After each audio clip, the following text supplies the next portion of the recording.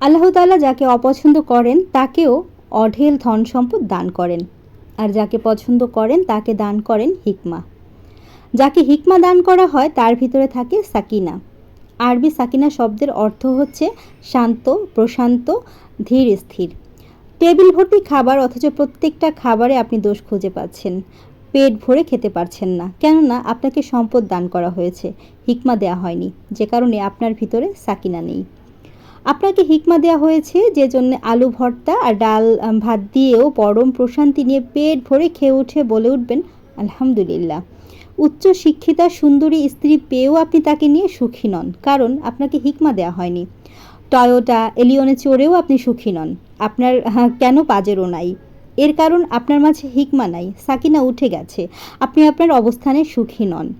আরবি হিকমা শব্দের অর্থ প্রজ্ঞা। যাকে আল্লাহ তাআলা হিকমা দান করেন সে সর্ব অবস্থায় সন্তুষ্ট থাকেন, শান্তিতে থাকেন। এর অর্থ নিজেকে মানিয়ে চলা এবং তাতে সন্তুষ্ট থাকা। রিজিক শব্দের অনেক ব্যাপক অর্থ আছে। রিজিকের সর্বনিম্ন স্তর হচ্ছে টাকা পয়সা, অর্থ এবং সম্পদ। রিজিকের সর্বোচ্চ স্তর হচ্ছে শারীরিক এবং মানসিক সুস্থতা। রিজিকের সর্বোত্তম স্তর হচ্ছে পুণ্যবানী স্ত্রী এবং পরিশুদ্ধ নেক সন্তান। রিজিকের পরিপূর্ণ স্তর হচ্ছে মহান আল্লাহর সন্তুষ্টি। রিজিক খুব গভীর একটি বিষয়, যদি আমরা তা বুঝতে পারি। আমি পুরো জীবনে কত টাকা আয় করব সেটা লিখিত, কে আমার জীবন সঙ্গী হবে সেটা লিখিত, কবে কোথায় মারা যাব সেটাও কিন্তু লিখিত, এবং কতটা খাবার ও পানীয় গ্রহণ করব তাও নির্দিষ্টভাবে লিখিত আছে। আশ্চর্যের ব্যাপার হচ্ছে আমি কতগুলো দানা বা ভাত দুনিয়াতে খেয়ে তারপর মারা যাব সেটাও লিখিত। একটি দানাও কম না এবং একটি দানাও বেশি না। ধরুন এটা লিখিত যে আমি সারা জীবনে 1 কোটি টাকা আয় করব। এই সিদ্ধান্ত আল্লাহ তাআলা দিয়েছেন, কিন্তু আমি হালাল উপায়ে আয় করব না হারাম উপায়ে আয় করব সেই সিদ্ধান্ত একান্তই আমার। যদি ধৈর্য ধারণ করি, আল্লাহ তাআলার কাছে চাই, তাহলে হালাল উপায়ে ওই যে 1 কোটি টাকা আয় করেই আমি মারা যাব। আর হারাম উপায় হলেও ওই 1 কোটি, বরং কমও না বেশি না, নাথিং মোর নাথিং লেস। আমি যেই ফলটি আজকে টেকনাফ বসে খাচ্ছি সেটা হয়তো ইতালি কিংবা থাইল্যান্ড থেকে ইম্পোর্ট করা হয়েছে। ওই গাছে যখন মুকুল ধরেছে তখনই নির্ধারিত হয়েছে যে সেটি আমার কাছে পৌঁছাবে। এর মধ্যে কত পাখি ওই ফলের উপর বসেছে, কত মানুষ যে এই ফলটি পাড়তে গেছে, দোকানে অনেকে এই ফলটি নেড়েচেড়ে রেখে গেছে, পছন্দ হয়নি বা কিনেনি। এইসব ঘটনার কারণ একটাই, ফলটি আমার রিজিকে ছিল। যতক্ষণ না আমি কিনতে যাচ্ছি ততক্ষণ সেটা ওখানেই থাকবে। এর মধ্যে আমি মারা যেতে পারতাম, অন্য কোথাও চলে যেতে পারতাম, কিন্তু না, রিজিকে যেহেতু লিখিত আমি এই ফলটি না খেয়ে মারা যাব না। রিজিক জিনিসটা এতটাই শক্তিশালী, কিংবা যেই আত্মীয় বন্ধু বান্ধব আমার বাসায় আসছে সে আসলে আমার খাবার খাচ্ছে না, এটা তারই রিজিক, শুধুমাত্র আল্লাহ তাআলাই আমার মাধ্যমে তার কাছে পৌঁছে দিচ্ছেন। হতে পারে এর মধ্যে আমাদের জন্য মঙ্গল রয়েছে, আলহামদুলিল্লাহ। কেউ কারোটা খাচ্ছে না, যে যার রিজিকের ভাগই খাচ্ছে। আমরা হালাল না হারাম উপায়ে খাচ্ছি সেটা নির্ভর করছে আমি আল্লাহ তাআলার উপর কতটুকু তাওয়াক্কাল আছি, কতটুকু ভরসা করে আছি। কেননা আল্লাহ তাআলা বলেন, দুনিয়ার বিচরণকারী এমন কোনো প্রাণী নেই যার রিজিকের দায়িত্ব আল্লাহর উপর নেই। তাদের স্থায়ী এবং অস্থায়ী অবস্থানস্থল সম্পর্কে তিনি অবহিত। সব কিছুই একটি সুস্পষ্ট কিতাবে লেখা আছে। আল্লাহ তাআলা অন্যত্র বলেন যে আল্লাহকে ভয় করে আল্লাহ তার জন্য কোনো না কোনো পথ বের করে দেবেন, আর তাকে এমন উৎস থেকে রিজিক দেবেন যা সে ধারণাও করতে পারবে না। মহান আল্লাহ তাআলা আমাদের সঠিক পথ এবং হালাল ও প্রশস্ত কামাই রোজগার ও রিজিকের ব্যবস্থা করে দিন, এবং সকল প্রকার হারাম কামাই রোজগার রিজিক থেকে হেফাজত করুন, এবং আমাদের সবাইকে ক্ষমা করুন এবং হেফাজত করুন, আমিন। আসসালামু আলাইকুম। কি অবস্থা, কেমন আছেন সবাই? আশা করছি সবাই অনেক বেশি ভালো আছেন, সুস্থ আছেন এবং পরিবার পরিজন নিয়ে নিরাপদে আছেন। আলহামদুলিল্লাহ, আমরাও বেশ ভালো আছি। আজকের ভিডিওটা যদিও একটু বড় হয়ে যাবে, তারপরও আমি আপনাদের সবাইকে রিকোয়েস্ট করব, প্লিজ আপনারা ভিডিওটা স্কিপ না করে পুরোটা ভিডিও জুড়ে থাকবেন। কিছুটা হলেও আপনাদের কাছে আমার আজকের ভিডিওটা ভালো লাগবে। ভিডিও শুরুতে আমি আপনাদের সাথে শেয়ার করেছি আমি আমার স্বপ্ন বাস্তবায়নের জন্য যে পদক্ষেপ নিয়েছিলাম। আলহামদুলিল্লাহ, আল্লাহর কাছে লাখো লাখো শুকরিয়া জ্ঞাপন করছি, আমি আমার স্বপ্নটাকে বাস্তবে রূপ দিতে পেরেছি। সেজন্য মহান আল্লাহ রাব্বুল আলামিনের কাছে লাখো কোটি শুকরিয়া জ্ঞাপন করছি। তো তারই প্রস্তুতি চলছিল, সারা রাত ভরে কিন্তু কাজ করেছি। সারা রাত কাজ করে পরের দিন ফজরের আজান দিয়েছে, আপনাদের ভাইয়া নামাজে চলে গিয়েছে। তার পরবর্তীতে কিন্তু ফজরের নামাজের পর থেকেই আমাদের যে প্রোডাক্টগুলো ছিল সেগুলো সবই আমাদের স্টলে চলে গিয়েছে। তো এটা হচ্ছে পরের দিন সকালবেলা। তো সকালবেলা বা রাতের বেলা কোনোটাই বুঝতে পারছিলাম না, কারণ হচ্ছে সারা রাত সজাগ থেকেছি। সকালে শুধুমাত্র 6:30 থেকে 7:30 পর্যন্ত 1 ঘন্টা ঘুমিয়েছিলাম। 1 ঘন্টা ঘুমিয়ে উঠে কি অবস্থা ছিল আমার পুরো বাসাটার, সেটা নিশ্চয়ই আপনারা দেখেছেন। সব কিছু গুছাতে পারিনি, কিছু কিছু গুছিয়ে নিয়ে তারপর কিন্তু আমি সকালে ব্রেকফাস্ট করে নিয়ে রান্নায় চলে এসেছি। আর আজকে যেহেতু বাসায় কিছু গেস্ট আসবেন, স্পেশাল কিছু মেহমান আসবে আমার, তাদের জন্য আমি এখানে ঝটপট করে আমার স্পেশাল হাতের বিরিয়ানি রান্না করছি। আর এই যে বিরিয়ানিটা কিন্তু রান্না করা হয়ে গেছে। আমি এইখানে একটা স্পেশাল ঘি দিয়েছি। এই ঘিটা হচ্ছে একদম গাওয়া যে ঘিটা থাকে খাঁটি, সেই ঘিটা। এই ঘিটাও কিন্তু আপনারা পেয়ে যাবেন আমার শপে অথবা আমার অনলাইন পেজে। আমি আমার অনলাইন যে পেজটা ওপেন করেছি সেইটার লিঙ্ক অবশ্যই ডেসক্রিপশনে দিয়ে দেব। সেই সাথে আমি আমার যে শপটা ওপেন করেছি সেটার ডিটেলস ঠিকানাও আপনাদেরকে আমি দেখিয়ে দেব, বলে দেব। তো বিরিয়ানিটা কিন্তু রান্না করা হয়ে গিয়েছিল। অফ ক্যামেরায় আমি এখানে একটু পায়েস রান্না করে নিয়েছি, যেটা আমি ভিডিও শ্যুট করতে পারিনি, খুব বেশি তাড়াহুড়োর মধ্যে ছিলাম। বিরিয়ানিটা যখন আমি বসিয়েছি তার মাঝেই কিন্তু আমার অনেক ভালোবাসার প্রিয় হানি আপু চলে এসেছেন। হানি আপু ভাইয়াদেরকে দাওয়াত করেছি, সেই সাথে আরও একজন ভালোবাসার আপু আছেন, তিনি হচ্ছেন মিসেস হোম মেকার বিডির প্রতি সুলতানা আপু। প্রতি আপুকে আমি ইনভাইট করেছিলাম, আরও অনেক ভালোবাসার আপুদেরকে আমি ইনভাইট করেছিলাম। তবে আসলে সবাই তো কাজে ব্যস্ত থাকে, যে যার মতো করেই ব্যস্ত আছেন, তারা কিন্তু কেউই আসতে পারেননি। তবে সবাই আমাকে বলেছেন, প্রমিস করেছেন যে সবাই ইনশাল্লাহ আমার শপটা ভিজিট করার জন্য হলেও তারা আসবেন। তো যাই হোক, বিথি আপু এসেই কিন্তু আমার পুরো বাসার গেটআপটাই চেঞ্জ করে দিয়েছে। এরপর অনেকটা সময় চলে গিয়েছে। আমরা দুপুরে খাওয়া দাওয়া শেষ করে আসরের পর হচ্ছে আমাদের শপটা হচ্ছে ওপেনিং করা হয়েছে, তখনই উদ্বোধনটা হয়েছিল। তো আমরা তো আর তখন আসিনি, আমরা বাসায় বসে আড্ডা দিচ্ছিলাম খাওয়া দাওয়া শেষ করে। এর পরবর্তীতে মাগরিবের পরবর্তী সময়টাতে আমি বিথি আপু, সেই সাথে প্রথি আপুও চলে এসেছে। প্রথি আপু, বিথি আপু, আমরা কিন্তু আমাদের শপে চলে এসেছি। তো আমাদের শপটা এসে প্রথমেই আপনাদের সাথে জাস্ট একটু ভিডিও শ্যুট করছিলাম। আর ভেতরে যে বসে আছে এটা হচ্ছে আপনাদের ভাইয়ার ফ্রেন্ড। আপনাদের ভাইয়ার আরও কিছু ফ্রেন্ড এসেছে, কলিগরা এসেছে, তাদের সাথে আপনাদের ভাইয়া বাহিরে বসে আছে, তো গল্প করছিল আর কি। তো ভিতরে ঢোকার পর থেকেই এত বেশি ভালো লাগা কাজ করছিল। তো প্রতি আপু তো আপনারা কম বেশি সবাই চেনেন, মিসেস হোম মেকার বিডির প্রতি সুলতানা আপু। প্রতি সুলতানা আপু হচ্ছে প্রমোশনাল ভিডিওগুলো অল টাইম করে থাকে। তো আমি আপুকে বলেছিলাম যে আপু, আমি অন্য কোনো কিছু জানি না, আমার শপটা যেদিন উদ্বোধন হবে অবশ্যই তুমি কিন্তু চলে আসবে। আমি চাই ফার্স্ট ভিডিওটা তুমি শ্যুট করো আমার শপের। তো আপু কিন্তু আমাকে বলেছে যে হ্যাঁ আপু, আসবো ইনশাল্লাহ। তো আপুর একটু সমস্যা ছিল, তারপরেও কিন্তু আপু চলে এসেছে। এর পরবর্তীতে হানি আপুর কথা বলি। হানি আপুদের আপনারা কম বেশি তো হানি আপুকে সবাই এখন চিনেন। আর হানি আপুরও কিন্তু এই সময়টাতে খুব বেশি ব্যস্ততা যায়, যেহেতু গুলশানের মতো একটা জায়গাতে আপুদের একটা স্টল আছে অলরেডি। সেইখানটাতে দেখা যায় ঈদের আগে আপুর যে শপটা আছে বেসিক্যালি কসমেটিক্স, জুয়েলারি, তারপর হচ্ছে জুতা, স্যান্ডেল, এই টাইপের জিনিস, মাটির কিছু জিনিসপত্র আছে। তো সব কিছু মিলিয়ে আপুদেরও কিন্তু অনেক বেশি ব্যস্ততা থাকে এই সময়টাতে। তাদের কিন্তু কোনোভাবেই দোকান থেকে বের হওয়ার মতো সুযোগ নেই বললেই চলে। তো আমি অনেক করে রিকোয়েস্ট করেছি যে আপনারা যদি না আসেন, আপনাদের কারণেই, আপনাদের উদ্যোগে আমি হচ্ছে স্টলটা ওপেন করার জন্য সাহস পেয়েছি, আপনাদের ভাইয়া সাহস পেয়েছে। এই যে হচ্ছে হানি আপুর হাজব্যান্ড। হানি আপুকে অনেক রিকোয়েস্ট করার পর বলছিলাম যে আপু, আজকে তোমাকে আমি জাস্ট একটু ক্যামেরায় নিয়ে আসবো। আমি তো তোমার ফেসটা শো করাচ্ছি না, আমি জাস্ট আমার দোকানটাকে তোমরা যেভাবে করে সুন্দর করে ডেকোরেশন করছো, একটু ভিডিও ক্লিপস আমি ধারণ করবো আপু। তুমি যেহেতু পর্দায় আছো, তোমাকে আমি ওইভাবে করে তো আর শো আপ করাবো না। তো যাই হোক, পরবর্তীতে আপু বললো আচ্ছা ঠিক আছে, আমার ফেসটা যাতে না দেখা যায়। আমি ঠিক ওইভাবে করেই আপুর ভিডিওটা শ্যুট করছিলাম।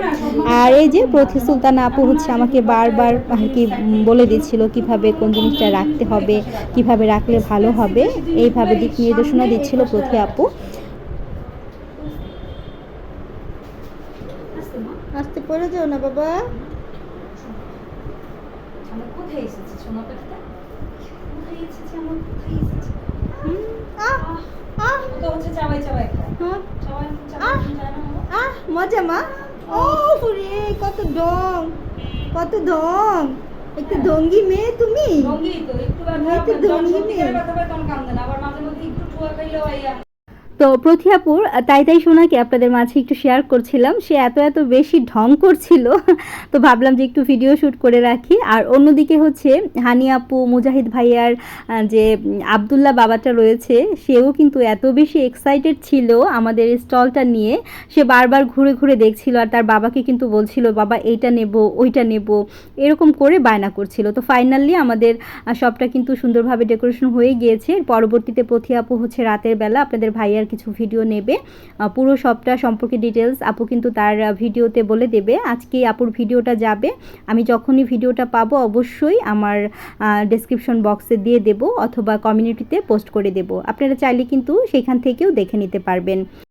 তো যাই হোক, আমি এই ভিডিও ফুটেজটা হচ্ছে শনিবারের ভিডিও ফুটেজ। আমি আপনাদের সাথে হচ্ছে বৃহস্পতিবার, শুক্রবার, শনিবার 3 দিনের কিছু কিছু ভিডিও ফুটেজ ধারণ করেছিলাম, সেগুলোই শেয়ার করছি। অনেক অনেক ধন্যবাদ জানাচ্ছি, অনেক অনেক দোয়া এবং মন থেকে অনেক অনেক ভালোবাসা জানাচ্ছি হানি আপু, প্রথি আপু আর মুজাহিদ ভাইয়া, আপনাদের 3 জনকেই। কারণ আপনারা এত এত বেশি সাপোর্ট করেছেন, আর কি বলবো, আসলে আমার বলার কোনো ভাষা নেই। হানি আপু যেই কাজটা করেছে সেটা আমি আপনাদেরকে এখন একটু দেখাবো। তার আগে আমি আপনাদেরকে একটু দেখিয়ে নিচ্ছি আমার স্টলটা দেওয়ার পরে যে টুকিটাকি বোর্ডগুলো রয়ে গিয়েছিল, সেগুলো দিয়ে কিন্তু আমি নিজেই আমার কিচেনের জন্য এই সেলফটা বানিয়েছি। এটার মূলত এই পাশে যে বোর্ডটা আছে, এরকম একটা বোর্ডই ছিল, 2টা বোর্ড থাকলে আর কি আরও সুন্দরভাবে বানাতে পারতাম। তারপরেও কোনো রকম করে বানিয়ে নিয়েছি। উপরের তাকটাতে আমি এখানে আমার ইন্ডাকশন বা ইনফ্রারেড চুলাটা রেখেছি, তারপরে হচ্ছে আমি আমার রাইস কুকারটা রেখেছি, পরবর্তী যে পার্টটা আছে সেখানে কিন্তু আমার কিছু বক্স রেখে দিয়েছি। আর এইখানে দেখতে পাচ্ছেন এরকম একটা পিঁড়ির মতো করে আমি আমার জারগুলো রেখে দিয়েছি। এখন কিন্তু দেখতে বেশ ভালো লাগছে। আর এই যে সাজানো গোছানো দেখতে পাচ্ছেন, সম্পূর্ণটা কিন্তু হানি আপুর হাতের ছোঁয়া। হানি আপু যেই কাজটা করেছে সেটা আমি আপনাদের সাথে আজকের ভিডিওতে একদমই শেয়ার করতে পারবো না। সে বাসায় আসার পর আপনাদের সাথে আমি একটু আগেও শেয়ার করেছি, আমার ডাইনিং টেবিলটা দেখেছেন কত সুন্দর করে ডেকোরেশন করেছে। তো আপু কি বলবো, যখনই বাসায় আসে তখনই সে একটা না একটা কিছু নিয়ে আসবে। তো গতকাল কিন্তু আমি মুজাহিদ ভাইয়াকে বলছিলাম, মানে হানি আপুর হাজব্যান্ডকে বলছিলাম যে ভাইয়া কিছুদিন পরে তো আমি সিরামিকের বিজনেসও করতে পারবো। হানি আপু যেভাবে আমার জন্য সিরামিকের জিনিসপত্র নিয়ে আসছে আর পাঠিয়ে দিচ্ছে, এতে করে কিন্তু আমার অনেক অনেক সিরামিকের জিনিসপত্র হয়ে গেছে। তো আমি তো সিরামিকের বিজনেসটাও মনে হয় করতে পারবো। তো ভাইয়া শুনে হাসছিল।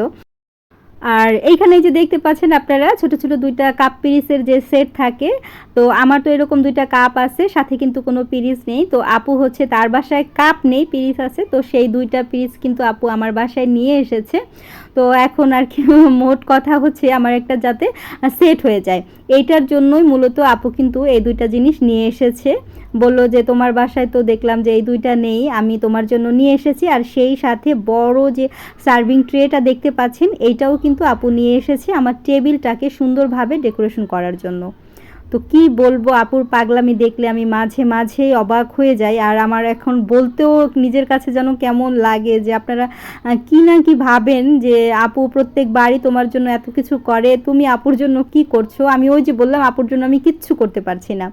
আপুর ভালোবাসার জায়গা থেকে আপু প্রতিনিয়ত আমার জন্য এই কাজটা করে যাচ্ছে। এটা আপুর মহানুভবতা, আপুর উদার মন মানসিকতার একটা পরিচয় মেলে। সেটা নিশ্চয়ই আপনারা বুঝতে পেরে গিয়েছেন এতদিনে, যেহেতু আমার ভিডিওতে আপনারা প্রায় সময়ই এখন দেখেন আপুকে। ইনশাল্লাহ যতদিন বেঁচে থাকবো, যতদিন আমি ভিডিও বা কন্টেন্ট তৈরি করব, ততদিন আপনারা কিন্তু দেখতে পাবেন। তো এই যে দেখতে পাচ্ছেন আমি সুন্দরভাবে একটু সাজিয়ে নিচ্ছিলাম, একটু ভিডিও শ্যুট করে নিচ্ছিলাম। হানি আপু তোমাকে দেখাচ্ছি, বলো তো এখন কেমন লাগছে দেখতে। আর হানি আপুর হাতের ছোঁয়ায় আমার কিচেনটা কিন্তু সুন্দরভাবে সেজে উঠেছে। আপু আরও যে কাজটা করেছে সেটা আমি কখনোই বলতে পারবো না। আপু কিন্তু কি বলবো, আমি যখন আপুকে নিষেধ করছিলাম তখন শুধু আপু আমাকে একটা কথাই বলেছে যে তুমি আমাকে এখনও তোমার আপন বোন ভাবতেই পারোনি। আমার এই কথাটা কিন্তু অন্তরে খুব দাগ লেগেছে। আপুর কথাটা শুনে আমি আসলে আর কোনো কথা বলতেই পারিনি। তো যাই হোক, অবশেষে আপুর জন্য মন থেকে সব সময় তো দোয়া থাকেই। ইনশাল্লাহ আপু সব সময় অনেক বেশি ভালো থাকবে। আর আপুর ব্যাপারে কিছু কথা আমি একটা সময় একটা ভিডিওতে ডিটেলস করে শুধু আপুকে নিয়েই আমি কথা বলবো, এরকম একটা ভিডিও তৈরি করব। তাহলে কিন্তু আপনারা অনেক অনেক কিছু জানতে পারবেন। আপুর ব্যাপারে আপনারা অনেকেই নক দেন, অনেকেই আমার কাছে পার্সোনালি জানতেও চান। আপুর ব্যাপারে ডিটেলস আমি একদিন আপনাদের সাথে আপুর কথাগুলো শেয়ার করব। তখন হয়তো বা আপনারা কি বলবো, আমি আসলে কিছুই বলতে চাচ্ছি না, বোঝাতে পারবো না আমি আপনাদেরকে। কোনো একটা সময় আমি আপুর ব্যাপারে অনেক অনেক কথা আপনাদের সাথে শেয়ার করব। কারণ হচ্ছে কারোর সাথে না মিশলে তার সম্পর্কে কিন্তু কোনো কিছু জানা যায় না। আপুর সাথে যেহেতু আমার মেশার সৌভাগ্য হয়েছে, সেই সুবাদে আপুর ব্যাপারে আমি অনেক কিছুই জানতে পেরেছি বা জেনেছি। তো সেগুলো আমি ইনশাল্লাহ আপনাদের সাথে কোনো একটা ভিডিওতে কোনো একটা সময় শেয়ার করব। অনেক অনেক ধন্যবাদ হানি আপু আর মুজাহিদ ভাইয়া, আপনাকে অনেক অনেক ধন্যবাদ জানাচ্ছি। আপনি আপনার জায়গা থেকে সেরাটাই আমাদেরকে দেওয়ার জন্য ট্রাই করেছেন। আসলে আমার ভিডিওতে তো আপনারা দেখলেনই, আমাদের আপন কেউই ছিল না, শুধু আমার ছোট ভাইটা ছিল। একদম সেই শুরু থেকে আমরা যখন স্টার্টিং করব তার আগ থেকে ওকে বাড়ি থেকে নিয়ে এসেছি, ও ছিল। আর আমার মেজো ভাইয়াটা এখন আছে, মানে টুকিটাকি আমার ভাইরা ছাড়া কিন্তু আমাদের আর কেউই আমাদের কাছে ছিল না। আমার শ্বশুর এসেছিল, সে কিন্তু অসুস্থ হয়েছে, তো আব্বা আবার চলে গিয়েছে গ্রামের বাড়িতে। তো এই মানুষগুলোই কিন্তু আমাদেরকে অনেক অনেক বেশি সাহস জুগিয়েছে, আমাদেরকে অনেক অনেক বেশি সাপোর্ট দিয়েছে। তো এই মানুষগুলোর কাছে সারা জীবন ঋণী হয়ে থাকলাম, ঋণী হয়ে থাকবো আর কি।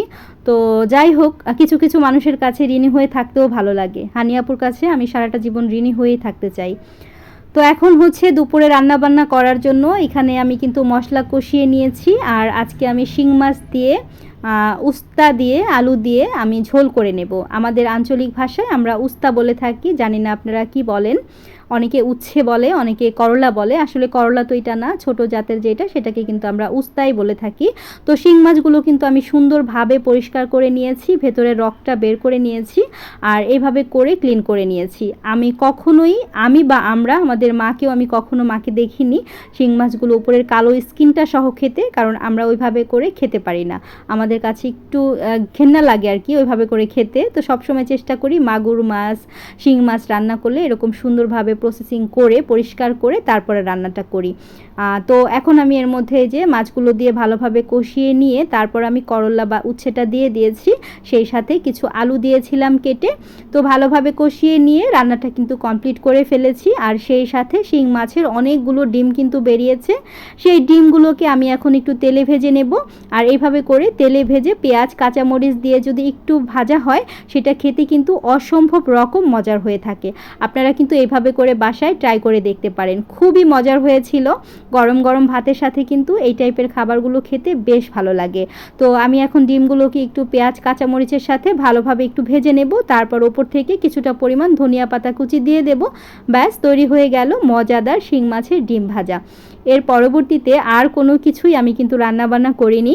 তো রান্নাবান্না সব কিছু কমপ্লিট করে আমি এই যে দেখতে পাচ্ছেন সার্ভিং বাটিতে সার্ভ করে নিয়েছি। আর হানি আপু আমার জন্য আরও চমৎকার একটা জিনিস নিয়ে এসেছিল, সেইটা আমি আজকে শেয়ার করব একটু পরেই আপনাদের সাথে। তো দেখতে পাচ্ছেন ডিম ভাজিটা আমার হয়ে গিয়েছে। ডিম ভাজিটা আমি এখন খাবার টেবিলে নিয়ে নিচ্ছি। সমস্ত খাবারগুলোই তো রান্না করা হয়ে গেছে, এখন জাস্ট একটু টেবিলে সাজিয়ে নেওয়ার পালা। রান্না করতে করতে অনেকটা সময় চলে গিয়েছে, আমি এখন শাওয়ারে চলে যাব, তারপর হচ্ছে বাচ্চাদেরকে খাইয়ে দেব, পরবর্তীতে নিজেও খেয়ে নেব। তো এটা তো দেখেছেনই, শিং মাছের ডিম ভাজি করেছি আমি পেঁয়াজ কাঁচামরিচ বেশি করে দিয়ে। সেই সাথে উস্তা দিয়ে হচ্ছে আমি রান্না করেছিলাম শিং মাছের ঝোল আলু দিয়ে। আর এইখানে বাটিতে যেটা দেখতে পাচ্ছেন সেটা হচ্ছে খুবই মজাদার একটা তরকারি বলবো, সেটা বলছি কি তরকারি। আর এখানে যে লেবুগুলো দেখতে পাচ্ছেন, এখানে দুইটা কাগজি লেবু ছিল, যেটা হানি আপু আমার জন্য হাতে করে নিয়ে এসেছে। তো যাই হোক, সব কিছুই আপনাদের সাথে একটু একটু করে আর কি শেয়ার করছিলাম। আর এই যে চমৎকার এই রেসিপিটা হচ্ছে আমাদের শাহিনুর বুবুর রেসিপিতে রান্না করা কাঁঠালের বিচি কাঁকরোল দিয়ে হচ্ছে চাপা শুটকির ঝোল দিয়ে রান্না করা। আমাকে যতটুকু বলল হানি আপু, আমাদের বুবু তার ভিডিওতে দেখিয়েছে, সেই রেসিপিটাই মূলত হানি আপু ট্রাই করেছে বাসায়। অসম্ভব রকম মজার ছিল, অনেকগুলো নিয়ে এসেছে। তো গতকাল যেহেতু আমি বিরিয়ানি রান্না করেছিলাম তো সেই কারণে আমি আর খাইনি। আর হানি আপুর জন্য কিন্তু আমি আলু দিয়ে যে লইট্টা শুটকির রেসিপিটা আমার কুকিং চ্যানেলে দেখিয়েছি সেই রেসিপিটা করেছিলাম, তো সেটার আপনাদের সাথে শেয়ার করা হয়নি। সেটা কিন্তু বিরিয়ানি দিয়েই সবাই খেয়ে নিয়েছিল আর খুব প্রশংসা করেছে, বলেছে অনেক বেশি মজার হয়েছে। আর এইখানে দেখতে পাচ্ছেন রাইমা মনি হচ্ছে কিছু ড্রয়িং করছিল, সেগুলোই হচ্ছে ও দেখাচ্ছিল, আমাকে বলছিল যে মা একটু ভিডিও করে রাখো, কারণ ছোট মামা বলেছে মামার জন্য কিছু ড্রয়িং করে দিতে ক্যানভাসে। তো ওর মামা যেহেতু থাকবে না, ও গ্রামে চলে যাবে, তো বলছিল আমাকে 2টা ক্যানভাস তুমি সুন্দরভাবে একটু আর্ট করে দাও। তো রাইমা হচ্ছে এই 2টা ক্যানভাস ওকে আর্ট করে দিয়েছে। আর মামাকে বলছিল যে মামা তুমি আমাকে 2টা ক্যানভাসে কয় টাকা দিবা সেটা বলো। তো প্রথমে ওর মামা বলেছিল যে ওকে হচ্ছে কিনে দেবে সব কিছু, তো বললো যে মামা আমার কাছে সব কিছু আছে। দেখো প্রাইসটা কিভাবে করে মামার কাছে চাচ্ছে, 500 টাকা। 500 টাকা তোমার জন্য 50% অফ। আর এই যে এইটা রাখতে বসে তার মানে যাবো 1000 টাকা মানে এমনি চলে আসবে, ঠিক আছে? তুমি 1000 টাকা তো সে হচ্ছে তার মামাকে ডিসকাউন্ট দিয়ে বলছিল যে মামা তোমার কাছ থেকে মাত্র 1000 টাকা নেব, 2টা তুমি 500 500 করে আমাকে দিও। আমি তো নর্মালি 1000 টাকা করেই নিতাম, তো 500 500 করে তুমি আমাকে 1000 টাকা দিও, তাতেই কিন্তু হয়ে যাবে। তো যাই হোক, ওদেরকে খাওয়া দাওয়া করিয়েছি, তারপর নিজে কিন্তু খাওয়ার জন্য টেবিলে চলে এসেছি। আর খুবই তৃপ্তি সহকারে এত এত বেশি মজা হয়েছিল। হানি আপু তুমি যেই রেসিপিটা করে নিয়ে এসেছো, আমাদের বুবুর হাতের রেসিপি, খুবই মজার হয়েছিল, আমার কাছে তো ভীষণ রকম ভালো লেগেছে। আর পুরোটা কিন্তু শেষ করেও ফেলেছে, আপনাদের ভাইয়া খেয়ে ফেলেছে, আমার ছোট ভাই খেয়েছে, তারপর হচ্ছে গোলাপ কিছুটা পরিমাণ খেয়ে নিয়েছে, আমি একটুখানি ভাগে পেয়েছিলাম, তো সেইটুকু দিয়েই আমি এখন খাবারটা খেয়ে নিচ্ছি। আর সেই সাথে যে ডিমটা আমি ভাজি করেছিলাম শিং মাছের, এটাও কিন্তু চমৎকার হয়েছিল। তো দুপুরের খাবারটা এখন খেয়ে নিচ্ছি, আর খেতে খেতে আপনাদের কাছ থেকেও বিদায় নিয়ে নেব। তো বিদায় নেওয়ার আগে আপনাদের কাছে আমি রিকোয়েস্ট করব, আপনারা যারা এখন পর্যন্ত আমার সাথে আছেন, আমার ভিডিওটি দেখছেন, এখন পর্যন্ত লাইক দিয়ে না থাকলে প্লিজ আমার ভিডিওতে ছোট্ট একটি লাইক দিবেন, আর কমেন্ট করে অবশ্যই আপনাদের মূল্যবান মতামত জানাবেন। যারা আমার চ্যানেলে নতুন, আজকে আমার ভিডিওগুলো প্রথম দেখছেন, আপনাদের কাছে ভালো লাগলে চ্যানেলটিকে সাবস্ক্রাইব করে আমার পাশে থেকে যাবেন। আর আপনাদের সাথে তো শেয়ার করলাম যে আমি আমার ছোট্ট একটা বিজনেস ওপেন করেছি, তো এটার কিন্তু একটা পেজ আছে, তো পেজের লিঙ্কটা আমি দিয়ে দেবো ডেসক্রিপশনে, পাশাপাশি হচ্ছে আমি আপনাদেরকে পেজের লোগোটাও দিয়ে দিচ্ছি, আপনারা কিন্তু দেখে ফেসবুক পেজটাকে ভিজিট করতে পারেন। আপনাদের প্রয়োজনীয় যত আইটেমসগুলো আছে সব কিছুর লিস্ট আমি আমার পেজে দিয়ে দেবো, তো আপনারা সেইখান থেকে চাইলে কিন্তু অর্ডার করতে পারেন। অর্ডার করার জন্য আমি স্ক্রিনে যে নাম্বারটা এখন দেখাচ্ছি, আপনারা সেই নাম্বারটাই কিন্তু হোয়াটসঅ্যাপ করতে পারবেন। তো যাই হোক, আজকের মতো বিদায় নিচ্ছি, ভালো থাকবেন সবাই, আল্লাহ হাফিজ, আসসালামু আলাইকুম।